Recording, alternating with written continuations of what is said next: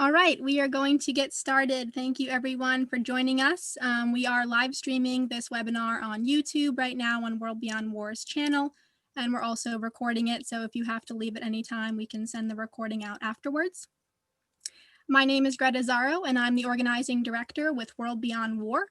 World Beyond War is a global grassroots network of volunteers, activists, chapters, and affiliates in 188 countries worldwide, working to abolish the institution of war and to replace it with a just and sustainable peace. I'm also a co-founder and the internship coordinator for Unadilla Community Farm, which is a 12-acre off-grid nonprofit organic farm and permaculture education center in New York State. We grow over 200 varieties of cold-hardy fruits, nuts, berries, vegetables, mushrooms, and herbs. We run an annual accredited internship program, and we also run a veggie box program. So this webinar was a dream of mine for many years to bring together these two aspects of farming and activism. And thank you to my interns at the farm who inspired me to finally put this webinar together and bring these ideas together today. Those of you who know me have probably heard me talk about my two-prong approach. Number one is grassroots organizing, advocacy, and lobbying for policy-level system change, like advocating for passing municipal divestment resolutions in your town or working on legislation to shut down a military base. That's the kind of work that we do at World Beyond War. And then the second prong is simultaneously building the alternative world that we want to see through tangible changes such as gardening and growing our own food, or producing our own energy through off-grid wind and solar. And these are the kind of changes that bring our communities closer to self-sufficiency and sustainability and reduce our dependency on multinational corporations, the military-industrial complex, and the Wall Street economy. So this form of activism is what we're going to be talking about today, to take these concrete steps to withdraw our support for the war system. And this kind of activism through farming and permaculture, for example, is just as important as other forms of activism, like rallying or petitioning that people often think of as activism. So now I'm going to share a poem, which is called Outhouse Blues. And this poem is by Juanita Nelson, who was a longtime civil rights activist, a war tax resistor, and a farmer, and an advocate for simple living as a means of anti-war activism. So I think that this poem kind of sets the stage for today's discussion.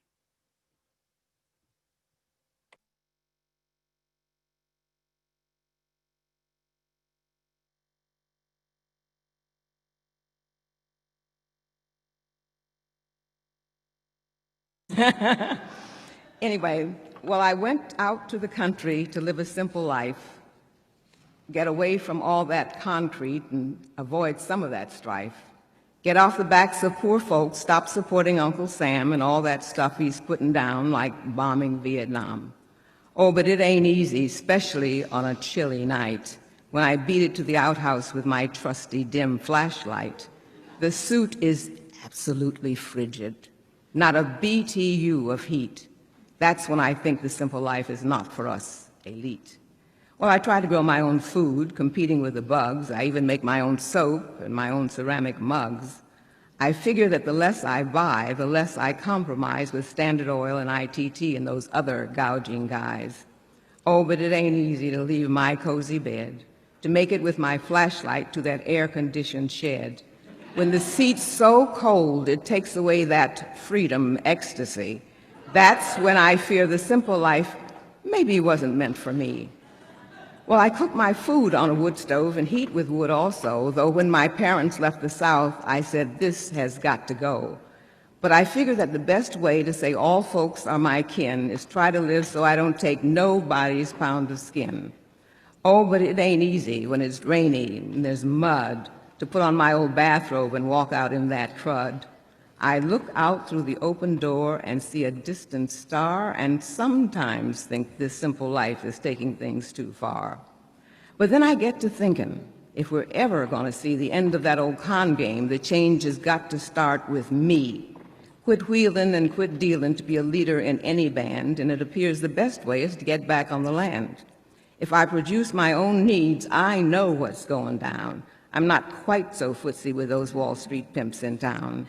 Because let me tell you something, though it may not be good news. If some folks win, you better know somebody's got to lose. So I guess I'll have to cast my lot with those who are opting out, and even though on freezing nights I will have my nagging doubts, long as I talk the line I do and spout my way out views, I'll keep on using the outhouse and singing the outhouse blues.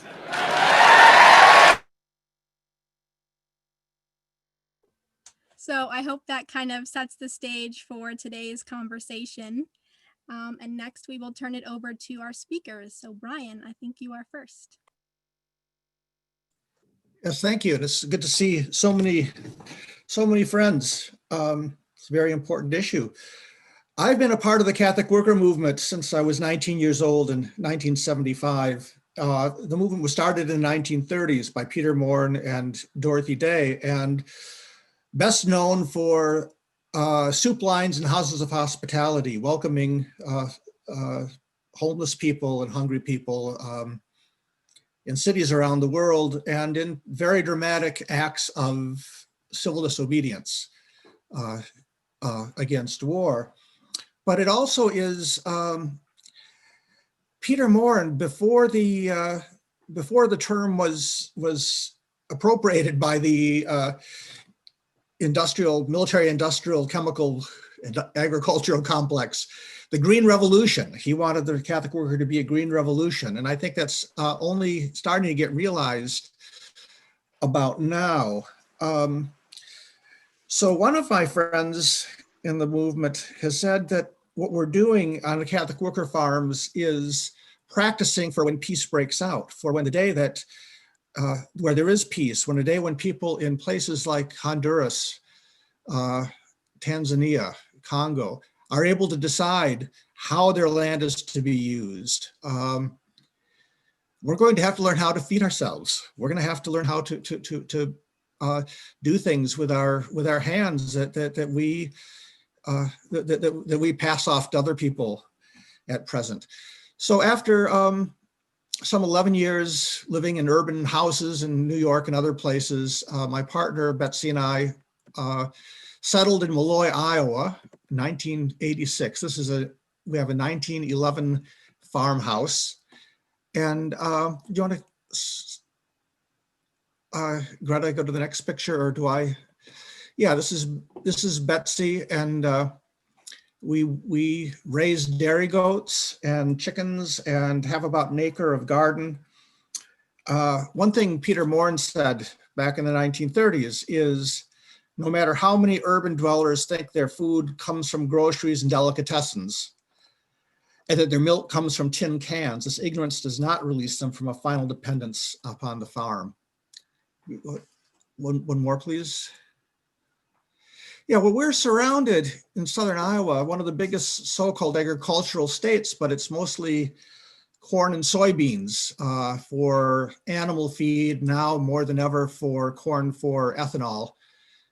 We are outliers. You see here is snow peas and flax for linen that we are actually growing food to eat and fiber for our own production. You go again, please. Oh, I guess I can. Okay, this is our living. This is our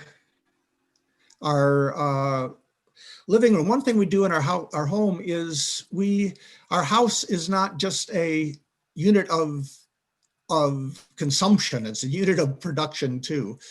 And this is a friend, Betsy's on the left, and a friend from an urban farm in Kansas City coming last winter to learn to weave. So we make textiles, make rugs and cloth, partly to make our living. Textiles were the original cottage industry, and until fairly recently, most textiles were actually made in the home by, and still in many parts of the world, that's still true. Another one, Greta?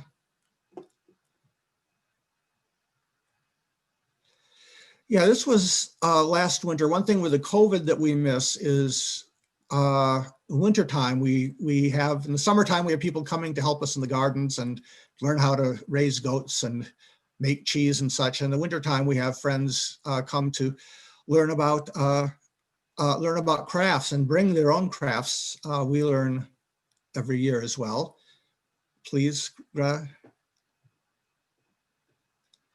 Yeah. So again, just to give you an idea of some of the things that we do. Greta, switch again. Yeah, sometimes our house will have as many as 15 extra people in it, all working together, praying together, eating good food. Again, Greta.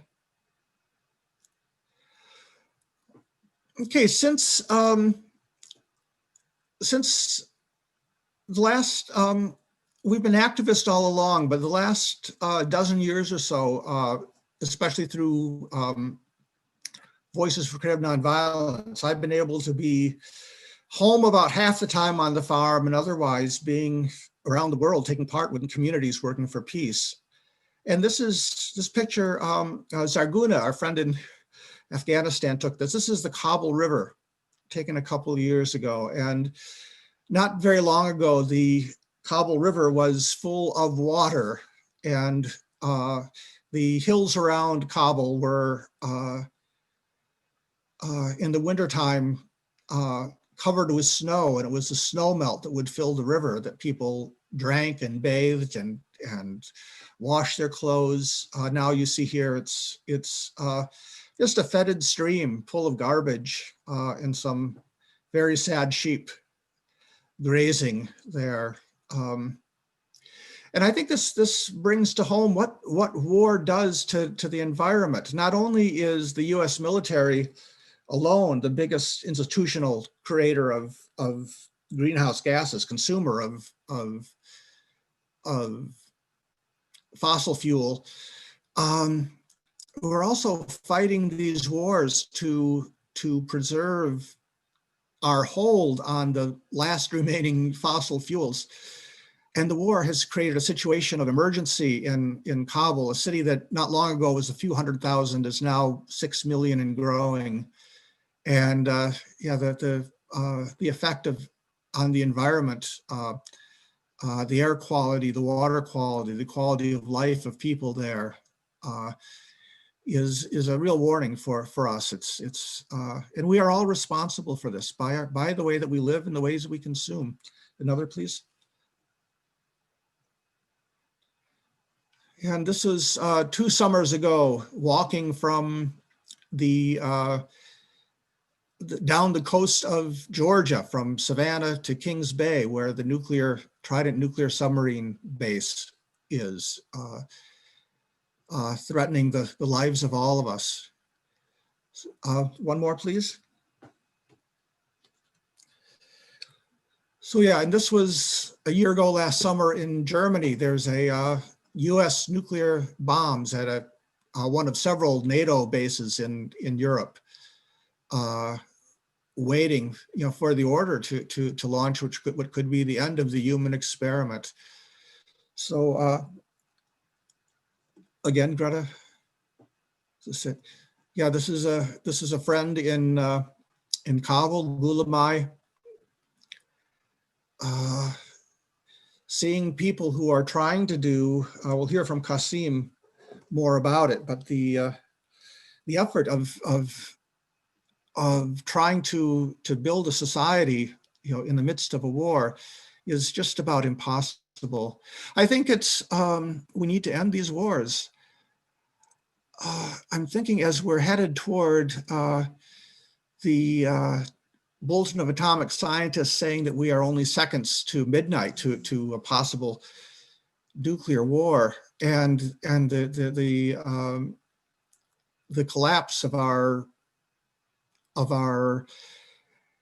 environment demands big changes, structural changes, of course, and changes in the way that we live live ourselves, we are no longer utopians. We're no longer dreamers. The people who are saying that we need to end war and that we need to make a local economy, that we need to grow our own food, we are now the hard-headed, pragmatic realists. And it's something that the crisis is great, and that it needs all of us to make these changes. So, thank you, that's it. Yes, abolish all prisons. This is a protest against Guantanamo, and this is me arrested at the UN protesting the war in Yemen, and the United States and Saudi involvement in that. So thank you, friends. I'm anxious to hear from everyone else. Thank you so much, Brian.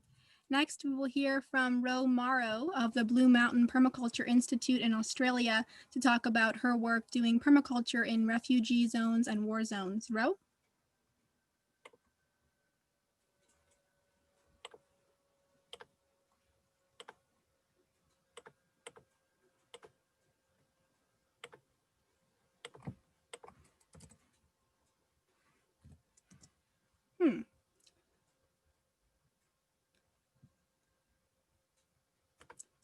We may have lost Rowe. It's possible she doesn't have a good connection.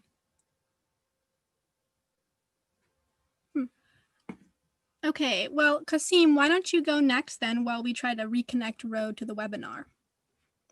So next we will hear from Qasim in Kabul, Afghanistan, also sharing his important work doing permaculture in Afghanistan. Qasim, please go ahead. Hello, everyone. I'm Qasim from Afghanistan. Today I'll be talking from Kabul. So thank you, Brian, for sharing your experience and thoughts, and thank you for doing your work. It's really hot, but you are trying to make the world a better place for us to live, for all of us. I am 22 years old, a student, and in 2016 I joined APVs, and there I learned many things. As a youth, I was grown in a part of city that all people were from one ethnicity, and in Afghanistan we have different ethnicities, and they have a history that they were together, but a history that they were against together, and they have history that they fought for other countries as a bait towards each other. And we have this bloodshed history, and we all suffer from it till today. It is absolutely hot, but there is a way that we can tackle this problem, and we need to act from every countries, from involving many peoples in different areas of societies in every country. When I joined APVs, so I had this presumption. I meet different youths from different backgrounds. So I had this presumption that my ethnicity, my family, my background was telling me about them. So it was negative. But when I met them, so time passed about 1 week, 2 weeks, then we went together, spending time doing different activities. Then we learn then we learn about each other. So APVs is mainly volunteers who joined from different ethnicities of Afghanistan, and they are trying to work for a world through nonviolence and fight against war, and also they aim to work for green environment as well. So among our activities, we have 120 street kids that they are taught in APV's organization, Afghan Peace Volunteers, and when they mainly their subjects we teach is nonviolence, math, and literacy subject. Our experience with them is very unique. When they join APVs, they feel this heavy feeling that they are being harassed, that they have faced different types of violence. But through time pass, they build relationship. When we are teaching nonviolence, they find their confidence as a kid, and they have this feeling, and they always question that we are kids and why we are working for as a breadwinner, why we don't play like other kids that we show their videos. And they have this sad feelings that why we are being victims. For that, we don't have any answer, but for their time being, for what they faced, and we are with the work of nonviolence, mitigating them to be a little happy and learn as a kid that they need time to spend with friends, go to school and be and play. So that is their concern. Also in the APV in 2017, I met Brian, and he was also taking some programs to teach volunteers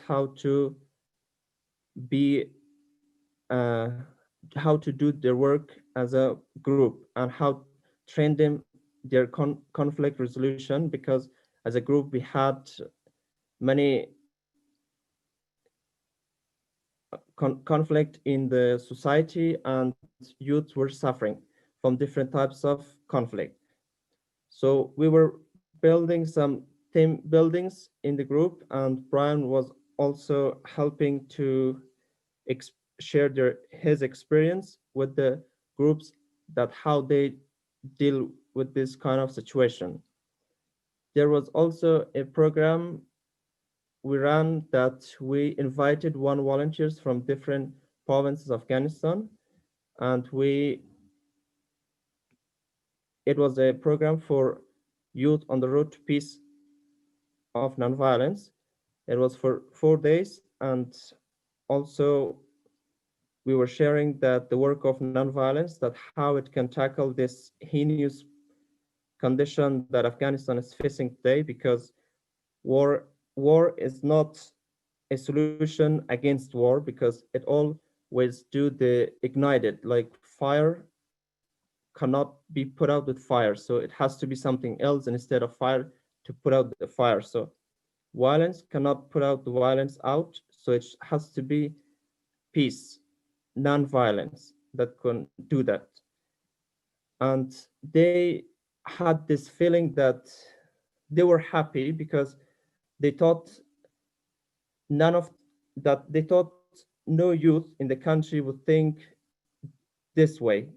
And they were saying that we were like thinking in Afghanistan, all people, they care is about war. They don't feel the need for peace. There is kind of no youth taking participation in bringing peace.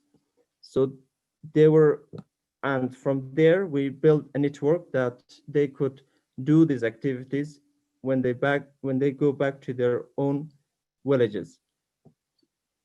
In 2018, I met Rosemary Morrow through a PDC. She was holding for APVs. Before I was thinking that the modern agriculture we have is the problem solving of the world.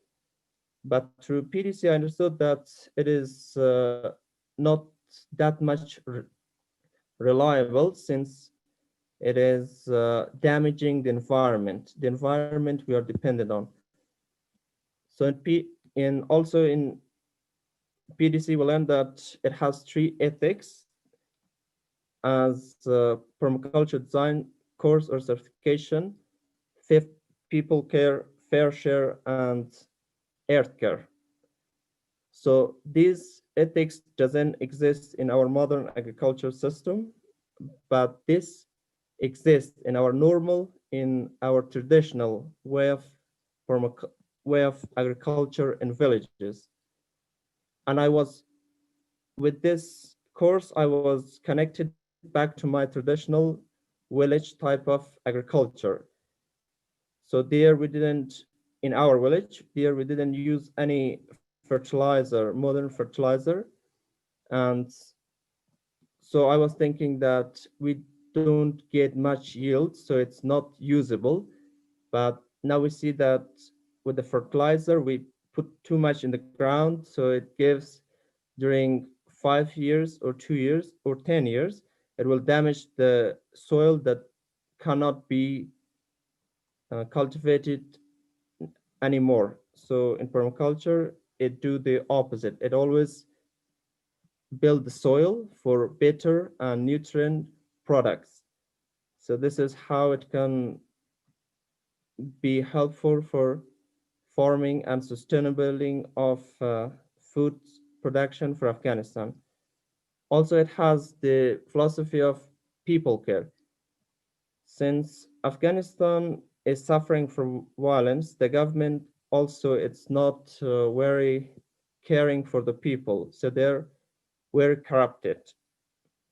And if this philosophy implemented through the society for different people in different provinces, so this is a way to help people understand that it how a society can work. Also in 2018, I went to India with the help of Morrow to see Ariana farm how they implement permaculture. There they had different projects from they're doing permaculture with different villagers, and they were involved many people in the work. So they had a very good way of working, and their product and their management was in the way that villagers were happy, and they expected them more than their own government. So it was a positive change in that part of the world. So the same thing can happen in Afghanistan. In 2019, with help of Rosemary Morrow, we nominated for a permaculture prize, and we got the first position. So it is a small project, but we try to have the best use from it. We implemented with a group of teachers in a private school. So we are going to build a curriculum for grade 4, 5, and 6. So in 4C, it's our language. We don't have any material in permaculture. So it would be kind of very basic materials for teaching permaculture. And taking this experience to the Minister of Education, we are trying to have it in public schools as well, because from early stages, it teaches the students how to do the agriculture in a sustainable way that Afghanistan is really in need of. And this is to my end. Thank you for listening to my experiences and thoughts. Thank you so much, Qasim, for sharing your important work. I'm sure people will have lots of questions for you in the Q&A section.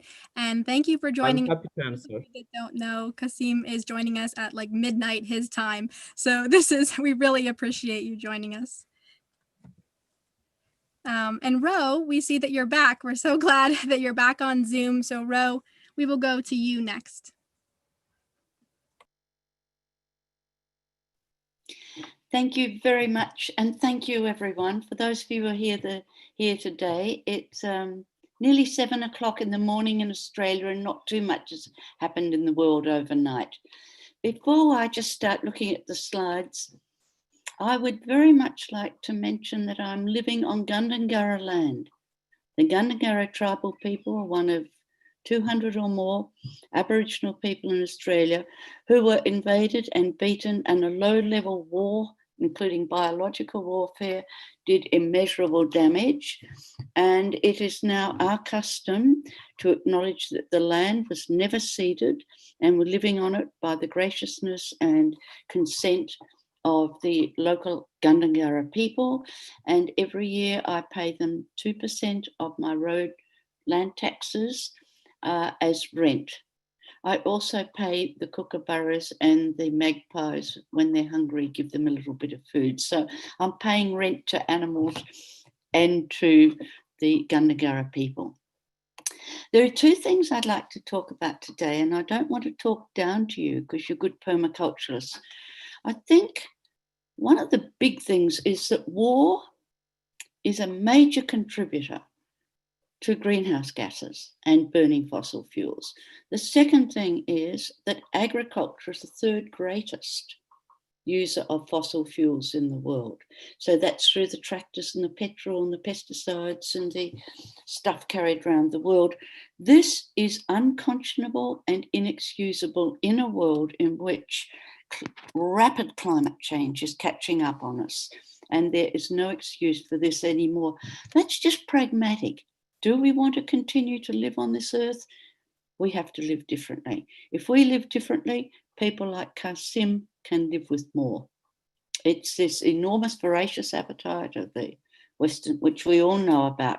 So hearing from Greta and Brian about how each of us is trying to reduce our consumption so others can have more. My particular area of permaculture has been teaching and doing. I've got a small place here and I've just decided when I die, it's going to be a permaculture study centre because I don't want it to go on the market with the price going up and someone having to pay and real estate agents. I want to keep productive land away from the prices going up all the time. So it's just a recent decision. Secondly, I had worked for almost 40 years in development, and along the way I found permaculture and worked quite closely with Bill Mollison. I've always worked on the margins and when there's war and civil war. Most recently, I've been engaged in places where there are big numbers of refugees or IDPs. So as Brian mentioned, and Qasim didn't, but you've got 2 million or more IDPs, haven't you, Qasim, in Kabul? I mean, it's enormous. If the number of people displaced within their boundary is huge, internally displaced people, there are 500,000 in the Philippines. I don't know how many in Myanmar. Displacement is huge and they are internal refugees. So permaculture has tended to be, you know, classes for small numbers of people who speak English or one of the world's most common languages. So early in my time, I was going to places like Vietnam and Cambodia and East Timor after the Indonesians destroyed it, really to see whether permaculture would be suitable for refugee settlements and camps, and 2 occupied countries. Well, Afghanistan's at war and really occupied, and Kashmir. And this is what Kashmir looks like, this first. Now, every community has the 100,000 Indian soldiers heavily armed. This is Kabul.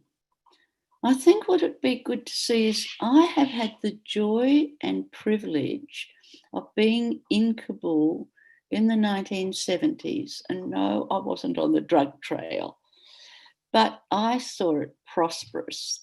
And I saw the fruit trees and I saw the lovely buildings and I saw the lovely houses. And then I went back when this picture that you're looking at was rubble.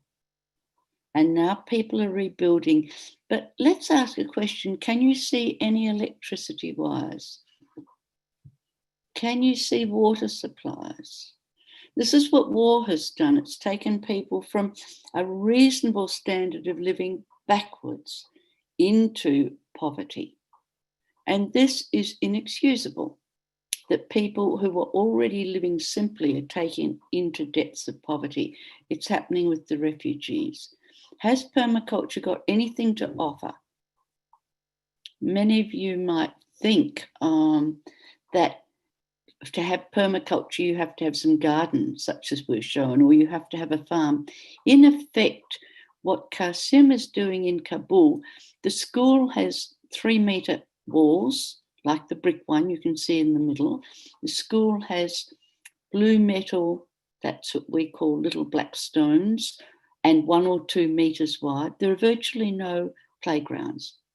And Qasim has been doing plants on the walls, plants in pots, plants on these flat ceilings, on the roofs of the places. They put ladders up and people go up there, and there are pots, doing the most amazing small-scale greening and teaching the teachers. Real problems with water, as you can imagine, it's all bore water. So war does this, and then you're left with a place that was worse than before. What can you do? So these are some of the, I've spelled Afghanistan wrongly, there's an H in there. Sorry, Qasim. Afghanistan's got an H in it, never mind. Okay, so could we look at the next one, please, Greta? I have to be conscious of time. Right, so we're just looking at, this is another view of the Kabul River. I think it was one of the loveliest rivers I saw in about 1972, fed by the snows of the valleys and going right down to Pakistan. Think of where this water ends up and the toxins. And the other thing is, in the top corner, you'll see a tree. But when we were teaching there, we said, can we go and show people a forest?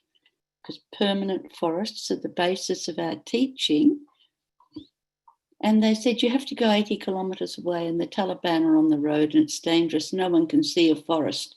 Can you imagine trying to teach people who have never seen a forest?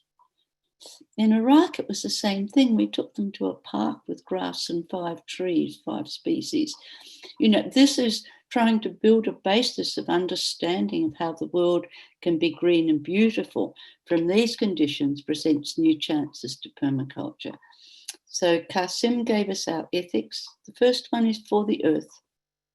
We shouldn't trash our own home. It becomes disease-ridden and we can't live in it, and that's what war does.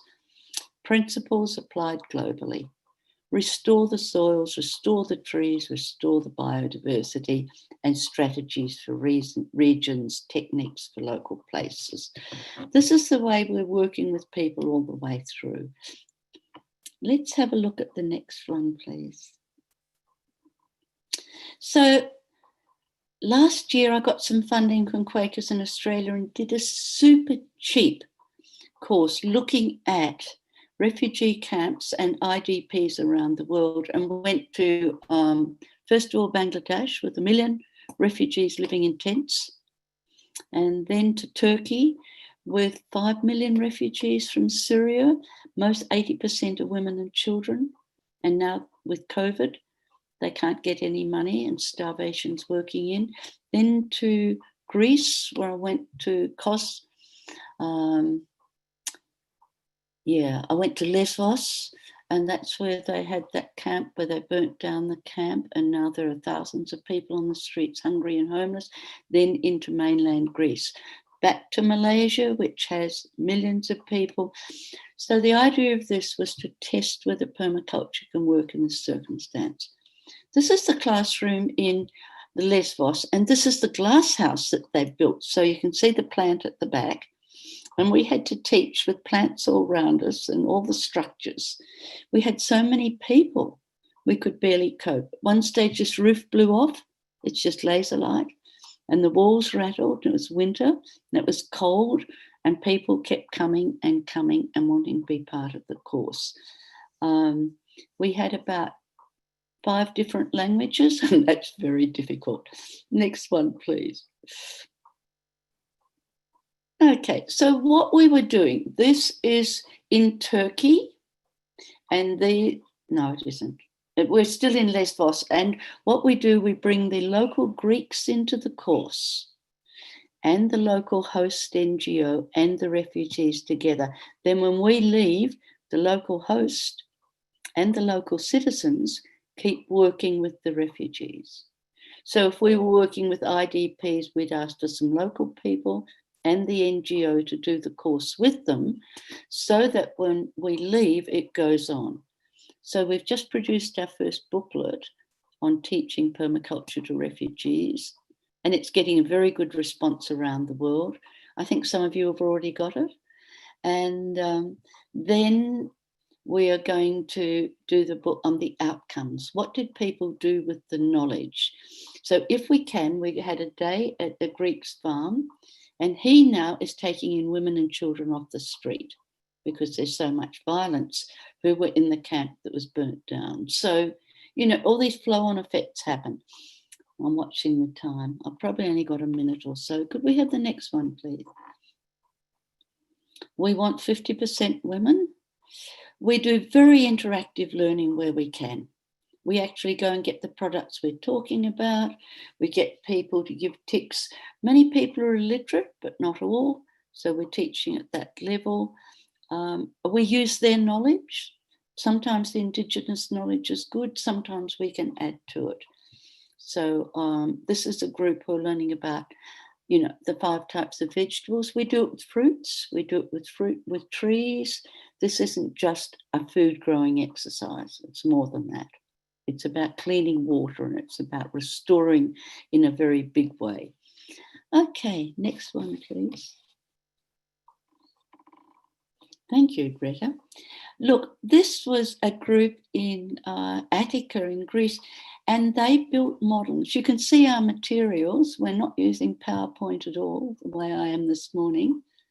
I think this is in Attica, but they went away and found cardboard boxes and turned around and built solar houses. How's this, Qasim? Got some ideas for your teachers? And these were the boxes that they were building to demonstrate, you know, the flat roofed house, but how to put solar panels on them in addition to their windows, and then putting in their vegetable gardens, putting in a windmill at the back. See that windmill up the top back there, and showing 2 sources of energy. So we're after 2 sources of water and 2 sources of energy. And we asked people to develop in their own container. So that was probably a container, not a tent. And then they have to do a bigger area. So small scale and big scale work. Okay, we better keep going because you'll get bored. This is the sort of design work. So this is a whole design that someone did.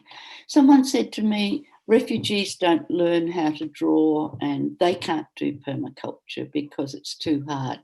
Well, I've never heard such arrogant, disgusting information in all my life, because it's lack of opportunity. So what you can see here is that people are putting in windbreaks, they're putting in tree structures, they're putting in circular beds, they're putting in fences to keep the animals out, to protect. In that design for that place, it will be as good as any highly trained Australian could do, except the drawings are simpler. So we'd say to them, why is that there? And they'd say, because the water is here, and then we can use any surplus water here. And why is this here and that there?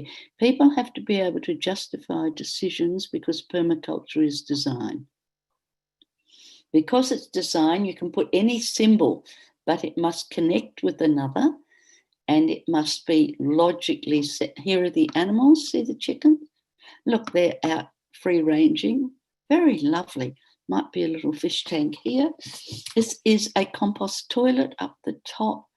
If you look, it has all the elements of a balanced system that Greta knows and that Brian knows, and we all know it's not about the drawing. It's about the quality of the thought to come up with something sustainable.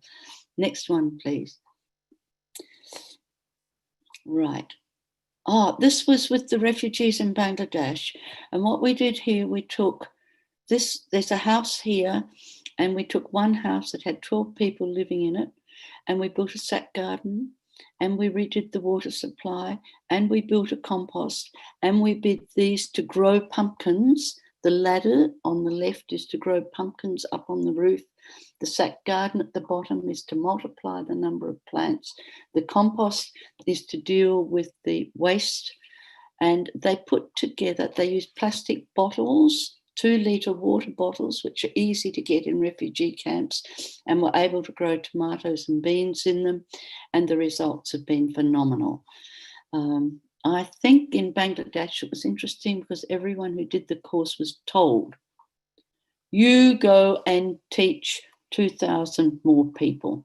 So they'd call together people in groups of 100 and give them talks on what they had to do and walk them through the model gardens. And the rate of transference, it's gone from being UN blue tents and bamboo right through to green. I couldn't really get very good photos, but the next booklet we'll do will be on the results. And that's all how people have picked up the bundle that is permaculture and they've run with it to implement it. And it's really quite extraordinary. You couldn't have written the outcomes at the beginning because it was really possible refugees wouldn't want it. Now, who knows? Are they too traumatized? They're living with uncertainty. They're living often with brutality. Camps are absolutely horrific places. Women and children suffer. There are drugs, there's racism, and against all these, they come to class every day to learn.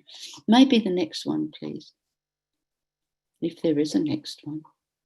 Right, so this was in Iraq and we didn't have a classroom. Often they just locked the doors of a room and we had to somehow grab some chairs and try to work outside.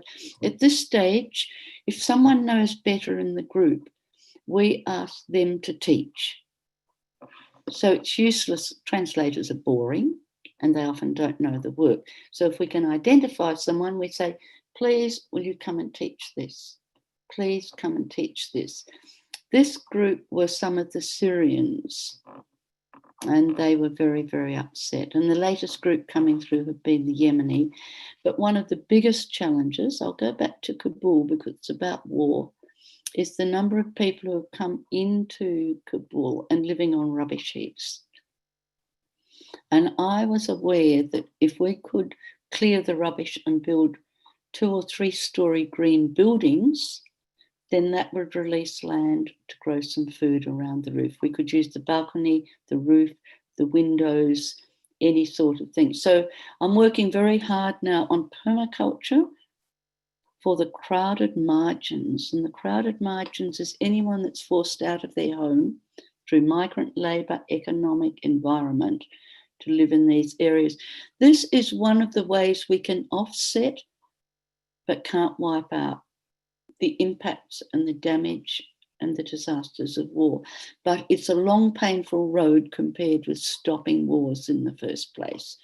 When you look at what's happened to Afghanistan, to Syria, to Yemen, it's unforgivable to destroy systems, especially if we're going into rapid climate change. And we can't afford it. I mean, we've said that for years, but now it really has to come to an end. I think I have to pass to someone else. Thank you for not stopping me. I think that's the end. Sorry, Greta, you could have interrupted. No, thank you so much, Rowe, for sharing your important work. And next we will hear from Barry Sweeney. Go ahead, Barry. Sorry.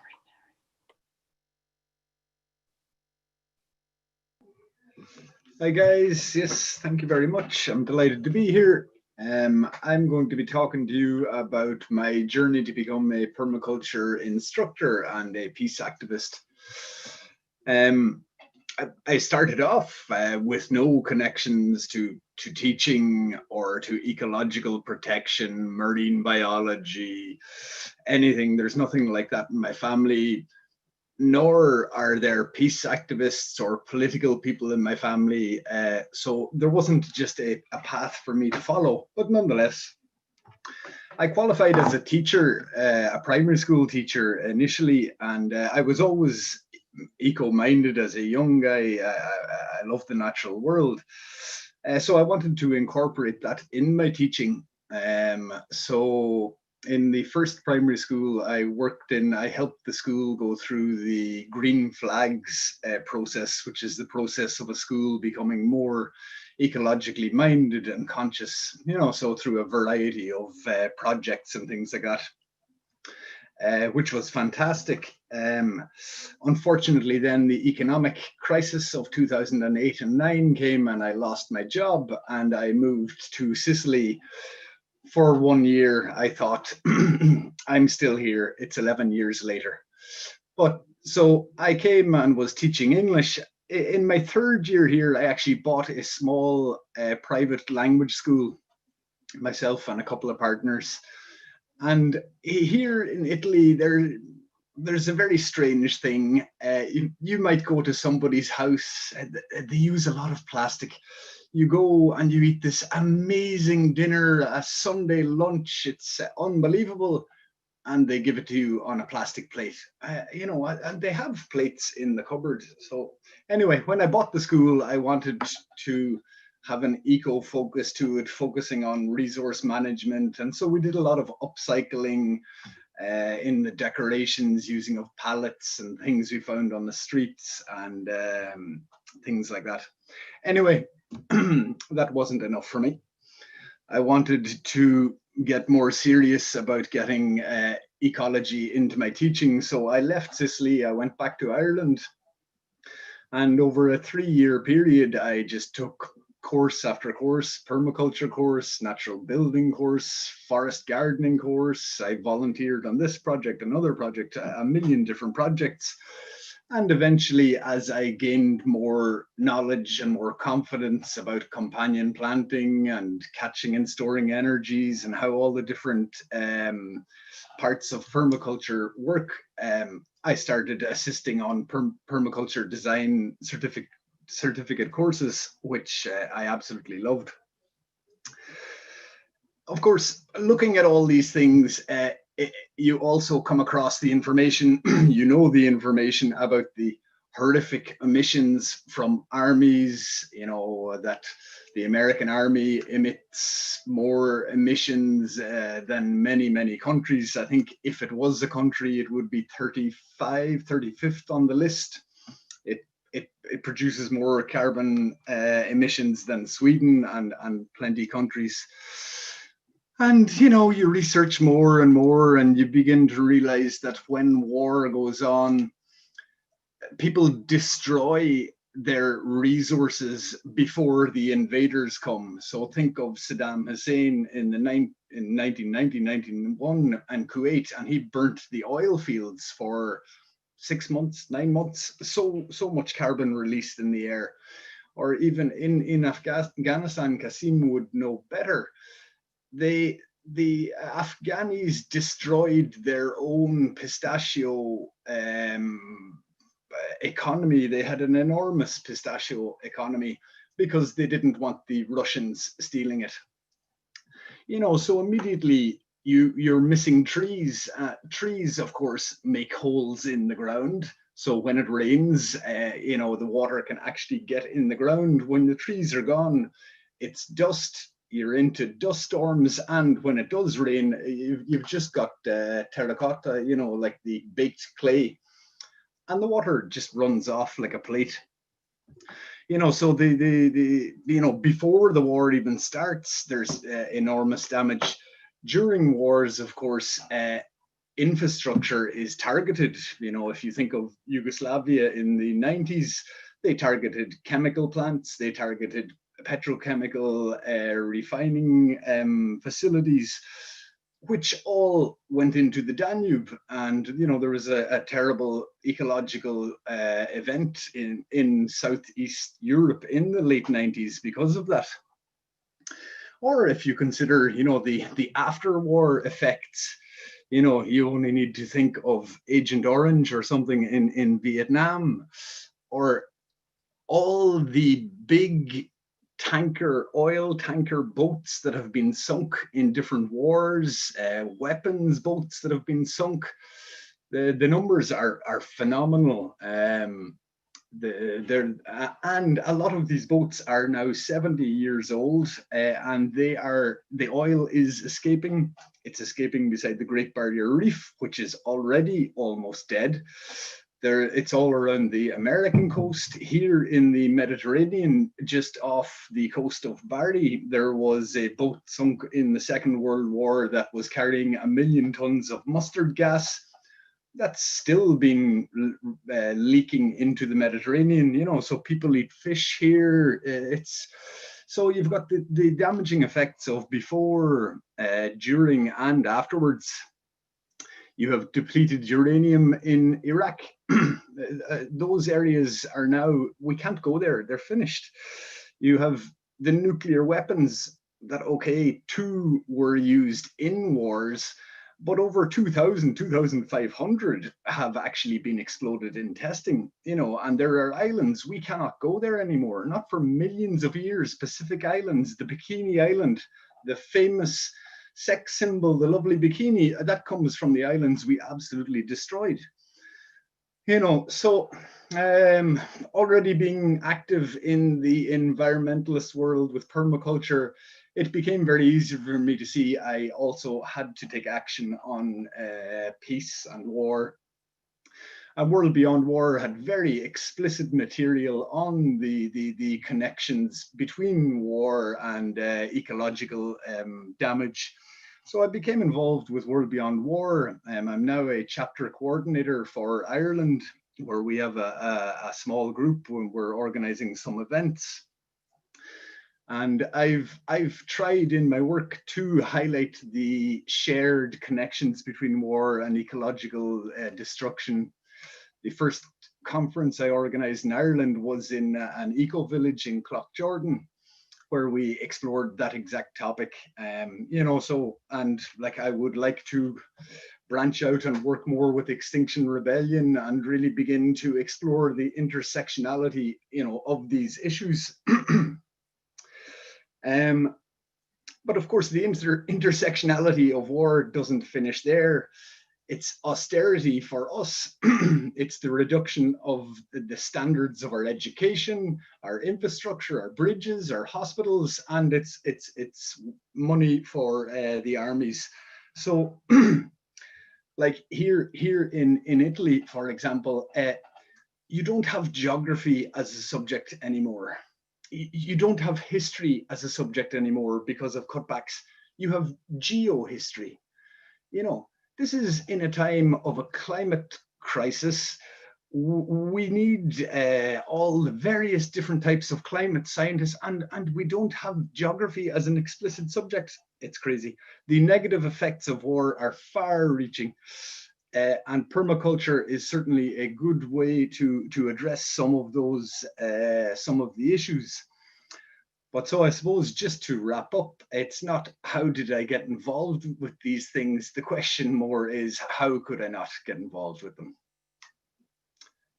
That's that. Thank you so much, Bari. And our last speaker is Stefano, who will be sharing about War Child UK's Peace Gardens project in Africa. Go ahead, Stefano. Thank you very much, Greta. Let me share the screen first and start the presentation. Can you see it full screen? Yeah. Yep. Great. Good morning, afternoon, evening to everyone. I'm Stefano Bottain, and I'm the Livelihoods Advisor at War Child UK. And today I'll be talking about our most recent work on horticulture in conflict-affected countries, Central African Republic and DRC. As we speak today, obviously, wind of war blows in all the countries where we work, from Afghanistan to Yemen, from Iraq to the Democratic Republic of Congo, but in particular over the Central African Republic, which not many people speak about, but is about to enter a couple of weeks of very high tensions for the new elections that are to be held on the 27th of December, and threaten to destabilize further this already very unstable country where we work.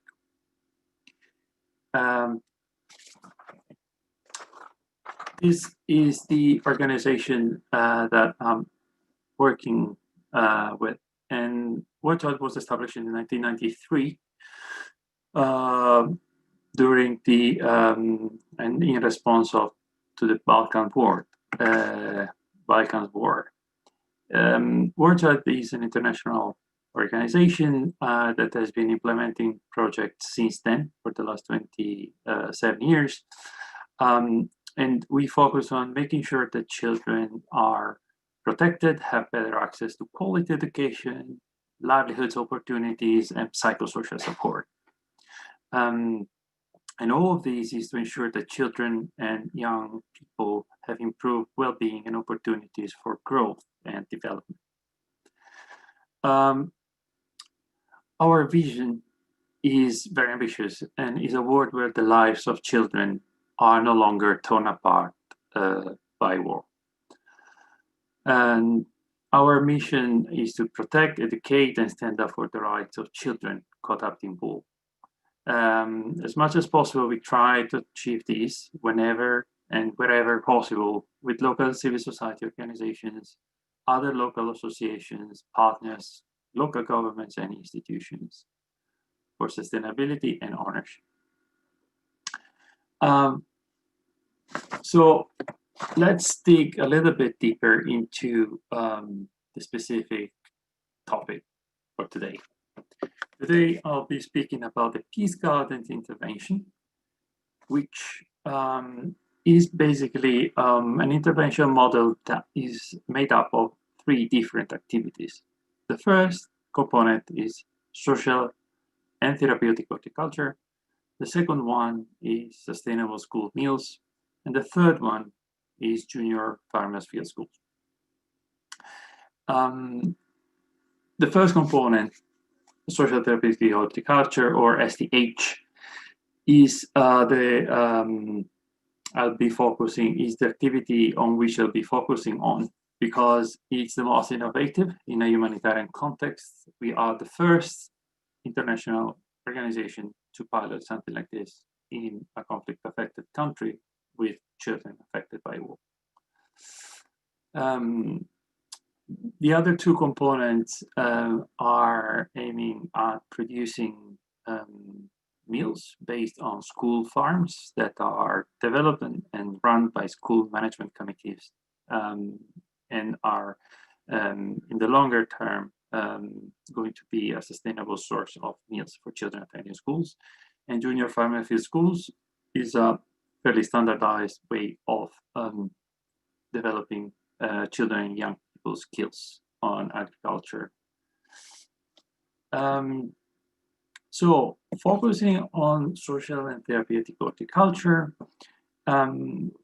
broadly speaking, we can say that horticulture is part of the wider family of green therapies.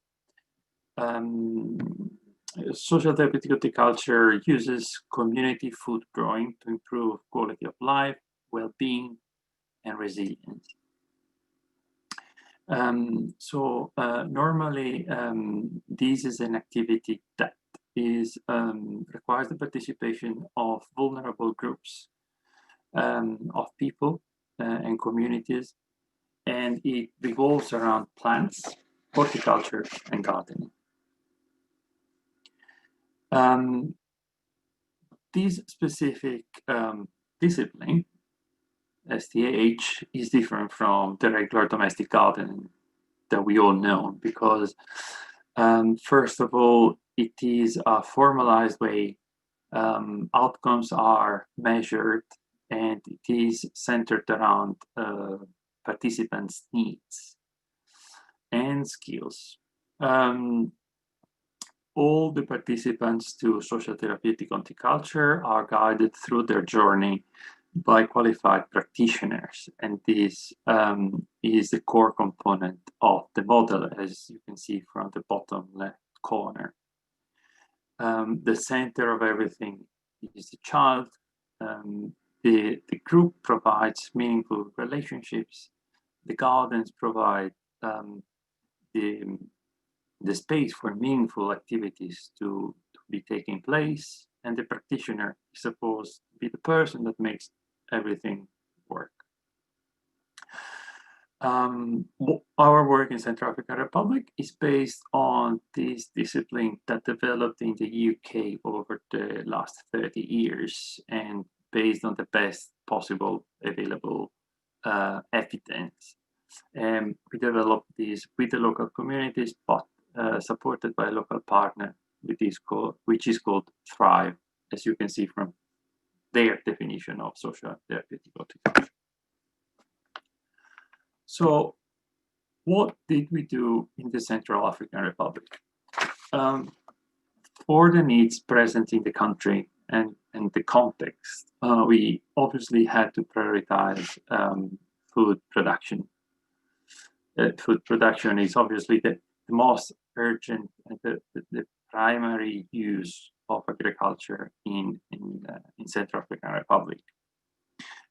We use agriculture obviously as platform to produce food, but also to improve social, emotional, cognitive skills of children that in one way or another have been affected by war. Normally, these are children that spent months fighting or being associated with armed groups, helping, carrying water, cooking, cleaning, or being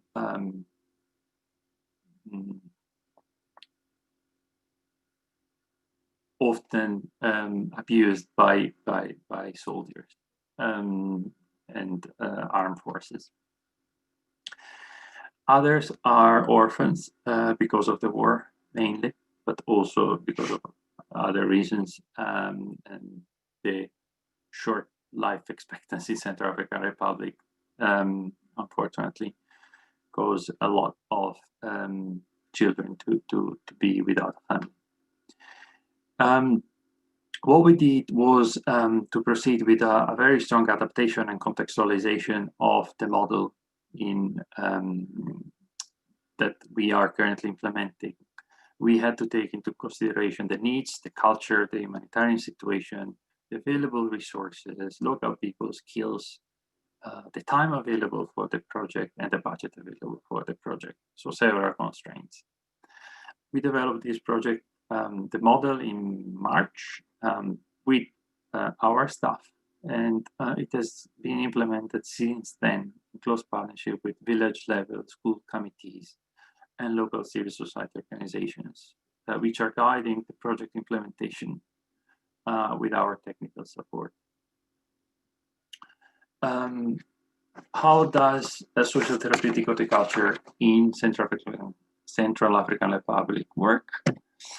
It's a fairly simple process. We have groups of 10 children normally attending sessions facilitated by two facilitators.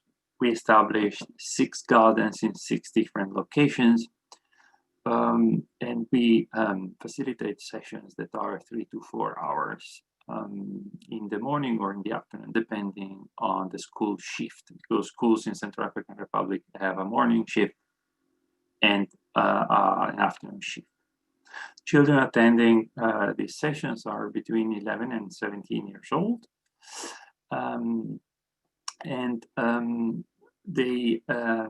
The sessions have a mix of horticultural activities and more social time and interactive time. The outcomes we are focusing on at the moment is improving the coping skills, social resources, and children's well-being, improving their agricultural skills and their dietary diversity, also sensitizing children on the importance of healthy and nutritious food. There are several other benefits that I'm happy to talk about in the Q&A. But at this point, I wanted to focus a little bit on how a day in the garden looks like. This is the standard structure of a session. So you would have our facilitators showing up in the morning in the village and starting the day having a sort of temperature check with the children, trying to understand how they feel, how things are going at home. Then they get into the basic tasks in agriculture. They do things like propagation, maintenance of the garden, watering, feeding, transplanting, protecting the plants, depending on the point in the season and the growing cycle. They can do some harvesting or seed savings, and food preparation. And then they obviously take a break, because that's, after 45 minutes, even less, probably children tend to get tired. So normally this break is focusing on writing and drawing, interacting, playing. We also provide the children with journals so they can draw, they can write, whatever is going on with them, and is a way of documenting the journey throughout the sections. Then there is obviously another session, cultivating, and the day ends with a sort of reflection, looking back to what happened, to what worked well and what didn't work well in the garden, and the progress that they made. Today, we were hoping to have someone involved in the project or our country team presenting about this activity, but internet, time constraints, the security situation, and the language were barriers that we couldn't solve. So you have to listen to my presentation, but I thought to integrate some of the quote in this last slide that we gathered from participants to our project. It would have been much better to hear them from their voices, but at least they're here, and for you to read. I also included in the left column for the more agricultural curious people the kind of vegetables that children are growing in the gardens. We developed this list with the agricultural experts that are following the project, but also with the local communities. We had to pay attention both to the nutritional values, to the appropriateness of growing something that children liked and wanted, but also we introduced some high value crops so that the gardens can get some small income and buy some additional inputs once they harvest and sell the produce.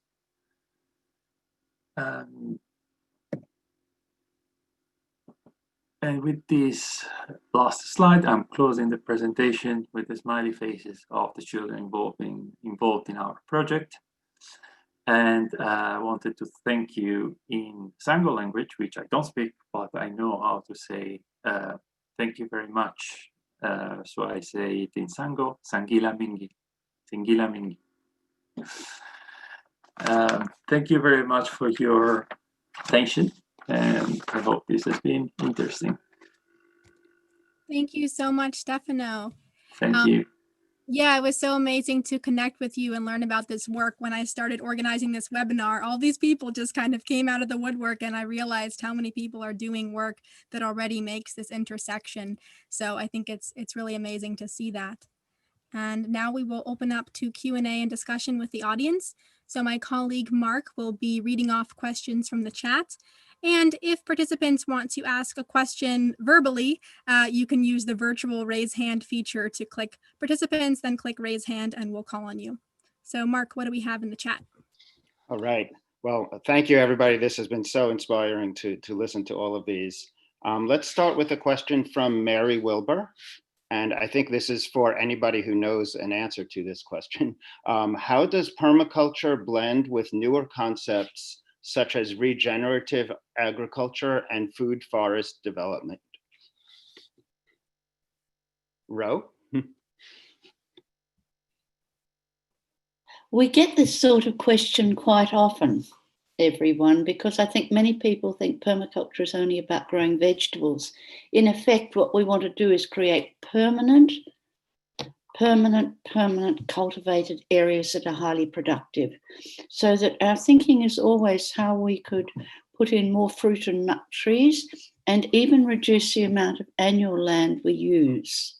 Now, it's very different, you're going to do commercial gardens, but from that point of view, then permaculture completely comprises regenerative agriculture, and many of the regenerative agriculture people have come out of permaculture and now claim permaculture as their own. But if you go up to 75 in the original syllabus, Zone 3 was regenerative agriculture. You know, you can find it there going back 50 years, but many things in permaculture have escaped and lived independent lives, like food forests, but they're basically the Zone 2 food forests that would serve people.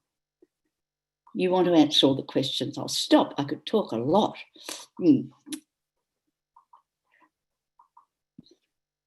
Shall I go on, Greta? Yeah. Next one? Okay, great. Okay. This is from Ella Gregory. How can we make permaculture and peace profitable? I fear this is the only way such initiatives will be globally accepted. Who wants to answer that?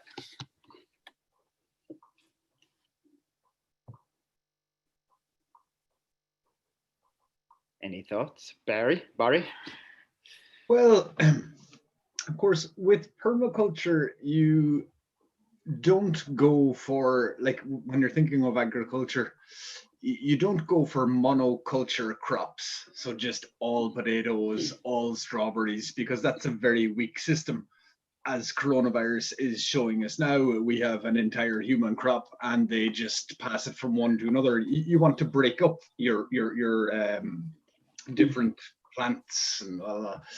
So actually picking, it's not as easy as picking in rows nice and clean. So I know that it is more of a challenge with regards to the amount of work when you're gathering your boxes and things like that. But like, people say, why is it or how is it profitable? Because, you know, we need money to give us the things we need in life, so that we have stability in life and some resilience in life. So it's not actually the money we're after, it's the resilience. And like I wrote in the chat that I personally am a fan of considering the 8 forms of capital when I do something. And they are, yes, financial capital, yes, that's one of them, but there's experiential capital, knowledge capital, social capital, living capital. I can't remember the full 8 right now. So like, I did 2 or 3 years volunteering around Ireland, you know, so I learned a lot. That's a lot of knowledge capital. I did a lot of volunteering, you know, so I am more resilient from doing those, from doing that experience. And as well, it has then fed into me being able to create better courses for my students. So I have a better job now. I teach more fulfilling subjects now. And I definitely have more stability. I have more social credit built with people. I have, you know, not that you want to call all your friends for favors at once, but all of these are forms of capital that can help support your life and when you're moving forward. Go ahead, Rowe. Oh, you're muted, Rowe. Hang on. Okay, thank you. Always forget. Just to add to that, the first thing you're going to do if you're a permaculturalist is meet your own needs.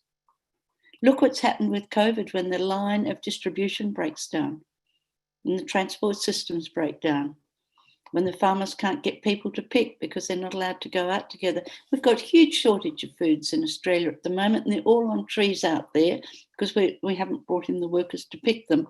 You know, this COVID has demonstrated how really the only option we've got is permaculture. But what we do is first meet our own needs, and that's called income substitution. If you don't have to buy lettuce and you don't have to buy carrots and you don't have to go and buy these things, especially with fluctuating price, you can actually produce your own, and that is money that you can save. I think that people look at it. Secondly, on larger properties and regenerative agriculture, we're looking at water harvesting. We're looking at water storage in the soil. We're looking at a whole number of things that are greater than commercial gardens. So there's small scale and large scale, what we would call agricultural enterprises, which actually do very well indeed. In fact, at the moment, our permaculture growers supplying us are probably doing better than the commercial because their supplies are secured, they know what they're doing, and they don't try to grow too much, make it too complicated. As Barry said, it's too hard to harvest. But the first thing is meet your own needs, double it up, supply surplus locally. Once you do that, the income is there. Look, the local kids near me are selling eggs at $10 a dozen. I am shocked. They're young capitalists in the making, but all from their backyard. But, you know, on a different scale, when people, another poisoning goes through the world of some sort, people would want this anyway. There are just so many cogent reasons it's necessary. Thanks, Mark. Great. I think it'd be nice to recognize some of the people who've raised hands. If we can unmute you. Oh, there we are. So let's try Ken. Ken, you have raised your hand. I'm unmuting you now. Oh, am I? Can you hear me? Yes. Yeah. Okay. Thank you. I'm up here in Canada, just outside Hamilton, and the thing out of this meeting for me is that it's individuals that are going to make the change in this world. And there's about 200 of us right now on this Zoom meeting, and each one of us is doing the right thing, I would assume. But I'm just halfway through the book, Nelson Mandela's Long Walk to Freedom. And when I'm listening to this, I'm getting a feeling that we are where he was until he came up to become, I mean, he was nonviolent, and his organization was up till about halfway in the book, and then they went violent. So I'm wondering with us in permaculture and being nonviolent, will we have to change the way he did or his organization did to bring South Africa to where it is now, a free democratic nation, so to speak? And one of the other speakers, I think, was Mr. Sweeney. He mentioned something about Extinction Rebellion, and he'd like to get more involved in that. Well, I've heard rumors that Extinction Rebellion movement is, in some countries, a terrorist organization. So are you unbeknownstly drifting into a violent situation? Although my understanding that they are nonviolent. And the other thing that comes to my mind is India and what's going on in India today, where the government has imposed some regulations and changes that the farmers don't like. And those farmers are like something like 60% of the workforce in India, and they are about 10 to 25% of the gross domestic product, something like that. So how big is the movement of permaculture in India to keep it out of the hands of big corporate farming, which I think is the real driver behind what's going on in India? Nobody has to answer that, but everybody should be thinking about these things. Thank you very much. Well, Barry, you were Yeah, like to respond. yeah, I would respond. I wouldn't be aware of Extinction Rebellion being a terrorist organization. I'm aware of them in Ireland and the work they do there. I certainly wouldn't be aware of that. But going back to your first point of being a little bit like Nelson Mandela, waiting, and do we have to change? I think how we, and this kind of touches on the Extinction Rebellion, how we behave ourselves in the face of atrocities or in the face of oil spills, and when we're going out of our minds looking at these things, we need to be very, very careful. If you look at Europe in the 1940s, you had the rise of Nazism and the fascists here in Italy. Now, if you look at Scandinavia, they had the same thing. They had Nazis walking down the streets, but the left stayed moderate. They didn't get violent in their protests against this antagonistic behavior.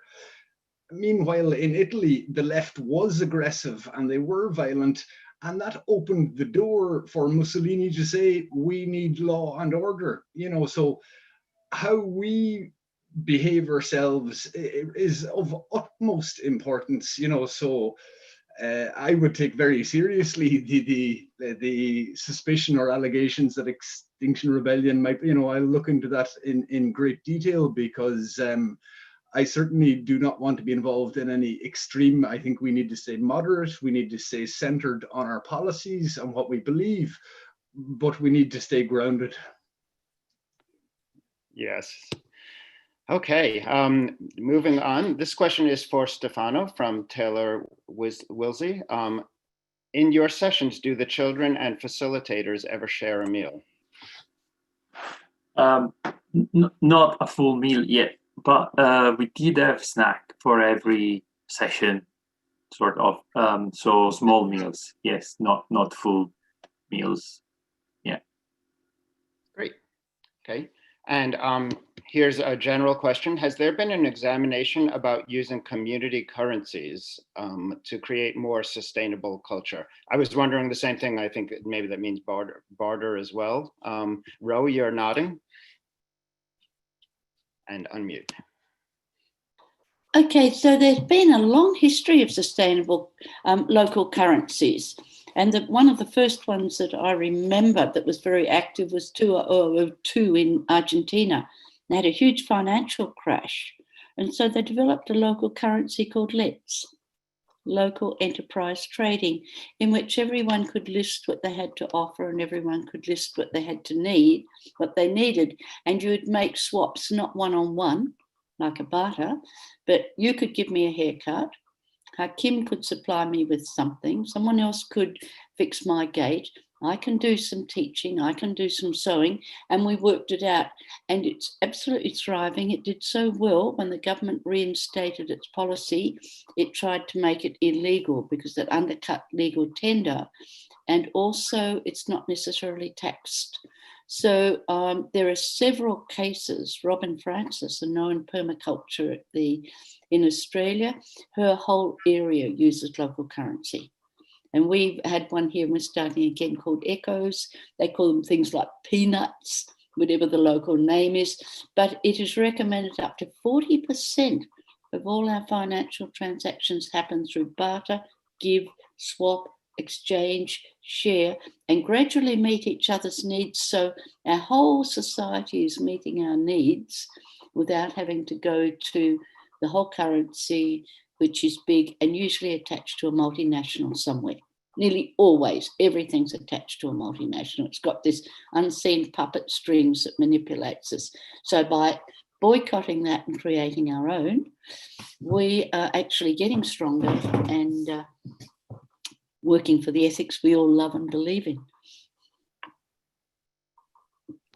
Okay, another question. What book would be recommended to learn about agriculture, especially one that is friendly for kids? Any?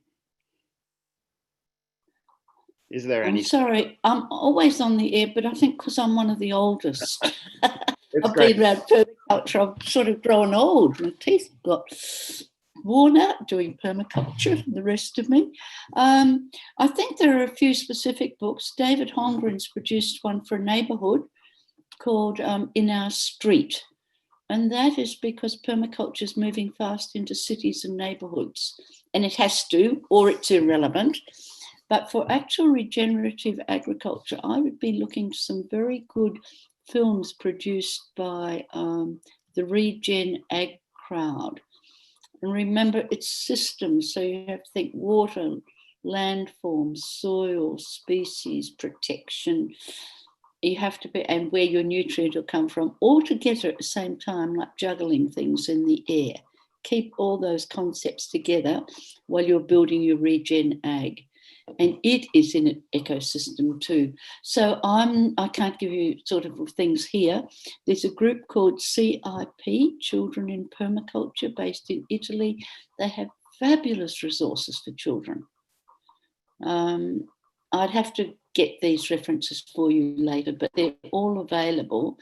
And those of you working with children could work with children in permaculture and share the resources and knowledge. It's a fast-growing field, and the other one is for youth, mainly working in Africa with young refugees who are doing fabulous things and making films. Okay, I better get off Yeah, this. you can also compile a list and send it in a follow-up email, so we can include that with the recording. Great. So many good questions here, and I'm sure we're not going to be able to get to all of them. Matthew Davis, you've had your hand raised for a bit, so I'm going to unmute you, Matthew Davis.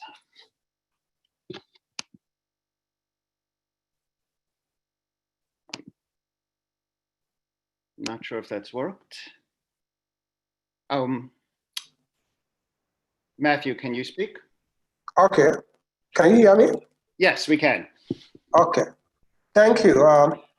This is my first time on this program. I think I have a previous meeting with Greta, some part of, I think that was Sunday. And then I was invited to join this program. My name is Matthew Davis. I'm a Liberian. I came from Liberia. I live in Ghana. I actually came to Ghana as a refugee because of war. Liberia fought war for 14 years, charted as rebel wars and so on. They brought a lot of Liberians to Ghana, and we live on a refugee camp in Ghana called Morrow. There we have so many children and women.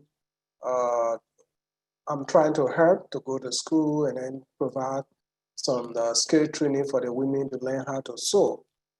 So when I heard about this program, and I felt that, okay, I think I need to be there. And then actually saying how I have experienced war and to also see what they discussed there. You see, it's a very good initiative for us to fight hard and get peace in the world, because peace is very, very expensive. But when you have peace, sometimes you take it for granted. But when it is taken away from you, it takes years. It took us 14 years in Liberia to get peace, and we are managing our peace. So we need to actually work hard to talk to our political leaders around the world that war is not the way to go. War is just about destruction of lives and property. You cannot solve problem with war. Because even if there's war somewhere, when peacekeepers are going there, they are also carrying weapons. So they are peacekeepers, but they are carrying weapons. So you ask yourself, you are going to keep peace, but you are also carrying weapons. The same weapon the warlords are using to kill the citizens, you are also taking the same weapon with you. So that is the dynamic of the world.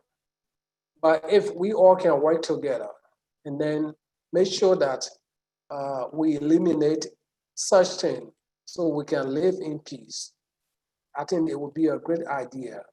And I think we have a long way to go, because Russia, United States, and Germany, and NATO, I wonder whether they will be willing to disarm themselves and then disband their military bases around the world, and then say, look, we are tired with destruction of human lives and property. Because if you make the weapon, who are you making the weapon for? The weapon is made to kill. To kill who? Human beings. So we as a people of the world, we need to do something. But then my question here is, as we were discussing, I saw the children, they were working in a farm or garden, as you call it. What would we say to people or another activist who will come and say, look, Yes, you're helping the children, but why are you allowing them to work? Child labor. How can we answer such questions to people, so other activists who are also fighting for the right of the children, the very children we're trying to help, but also we have to teach them principles to help themselves, that is to work. But someone may come out tomorrow and say, look, you are using the children to work. Instead of learning, you take them on the farm to work. That's a child labor. How can we address that situation with people who will come up with the activists who will come up and say, look, this is child labor. It is not acceptable. What can we do? Because I have children in the refugee camp. I'm trying to educate them to go to school free, and then we try our best to help them to have some such education. So when I look at the discussion and I look at the children, what came to my mind is, suppose another activist come out and say, look, though you are doing good, but this is child labor, stop it. What would be our response? Thank you, Matthew. Thank you for sharing your story and for that question. And I look forward to working with you to start a World Beyond War chapter in Ghana. Let's let Stefano answer that question and then we'll wrap up. Well, I'm not even sure if the question was directly, but what we are doing is to work with children that are attending school in the morning and practicing horticultural activities that are appropriate for their age in the afternoon.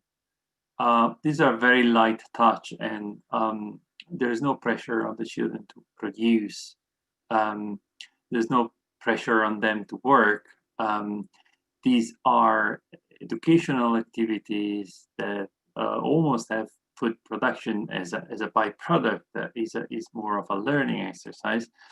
Obviously, these will become useful in the future, and they can continue the path to food self-sufficiency. But we don't put them to work, and this doesn't really qualify as work. Great. Thank you, Stefano. Well, that's a wrap for today. Thank you, everyone, for joining us. We will send out an email afterwards with the recording, links, and other resources. Thank you to all of our amazing speakers for joining us, even at times that are not convenient for you. And yeah, thanks, everyone. Have a good rest of your day.